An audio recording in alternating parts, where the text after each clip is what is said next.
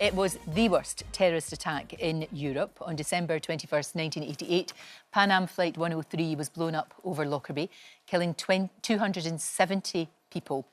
Well, I was a reporter for TVM at the time and covered this story, and I went back 35 years later to talk to those most affected. Well, Dr Jim Swire, whose daughter Flora was on the plane, has been a tireless campaigner to try to find out and get to the bottom of who was responsible. Well, Jim and his wife Jane's story is being told in a new TV series starring Colin Firth and Catherine McCormack, and I caught up with them. First of all, thank you, both of you, for doing this in the first place, because, you know, it's something that's very important and personal to me, and the more people that know about it, the better. So it was great that you did it in the first place. But it's very difficult to play, I would have thought, to play real people anyway. But did you have a few sleepless nights about this one? Was it a difficult one to do? Very much so. Yeah. I mean, one's own memories, which vary according to age and to where you were and how connected you are to it, are a starting point anyway. And then the script had a huge impact on me. Well, the scripts were brilliant and really wanted to be a part of it. But when you're playing someone, what the Swires have been through, and portraying a real person who is still alive today and very much going through, you know, whatever that process of grief was and is for the family, that I found quite daunting, and, you know, there's a huge responsibility there. So, you know, you can only hope that once you've said yes to it, that you, you know, did some kind of justice. Of course, no, absolutely. He's an amazing man, Jim Swire, isn't he? He's extraordinary. He's a terrier. He just never, ever gave up. Admiration I had for his tenacity and sympathy as well, because he wouldn't have chosen this. You know, and I mean, he wouldn't have chosen to go on campaigns. He wouldn't have chosen to take the risk of going to meet Gaddafi. He wouldn't have chosen to have to keep questioning what he was told. And I feel this is something that goes very, very deep. It's trying to fathom the unfathomable.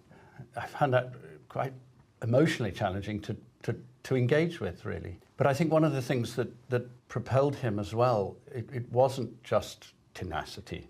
It wasn't as if I've got an answer, that's not enough, I want more. The answers didn't feel right to him. He's incredible. He's an extraordinary man, and the book is remarkable. And there by his side, all the way, there's Jane. I mean, she's incredibly strong. There were a few moments in some documentaries that I saw. I filmed them and sort of used them on set before various scenes, because she had so much dignity and grace and strength. And there are other moments where you see such vulnerability as well. And as you say, the family being, you know, standing by Jim's side throughout. And I think, yeah, maybe he wouldn't have been able to do it without her. And the fact that they're still together. And I think that's an extraordinary testament to her, because you can see their paths diverging. You know, we have to speak for our interpretation in terms of our film. I'm not sure quite how much authority I have to speak for the real Jim and Jane. You know, she clearly feels that the way Jim is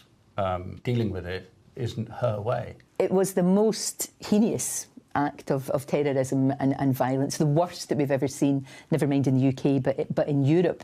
But from that evil, there was quite remarkable things happened. There was a lot of good that we saw, particularly from people in Lockerbie, and the friendships that were formed, and the friendships that the Swires formed as well. Yes, and very powerfully. You feel that love was born out of it. I don't want to sort of try to be glib about the positives, but I've been very, very moved about some of those connections between the people in Lockerbie and the people in America. There are literally thousands of people with very, very powerful stories to tell. It's going to mean ever such a lot, and it will make sure that we don't forget. You know, it's so important, and I don't want people to grow up not remembering this. So you've done a great thing. You really have. Thank you. Oh, thank you. Yeah, we mustn't forget, some people have no choice, haven't they not? But you can watch Lockerbie, A Search for Truth on Sky Atlantic and Now. Well, that's a wrap for this video. We hope you enjoyed it. We have all the best moments from the show right here on the channel. And if you like this video, then we think you'll love this one. See you next time.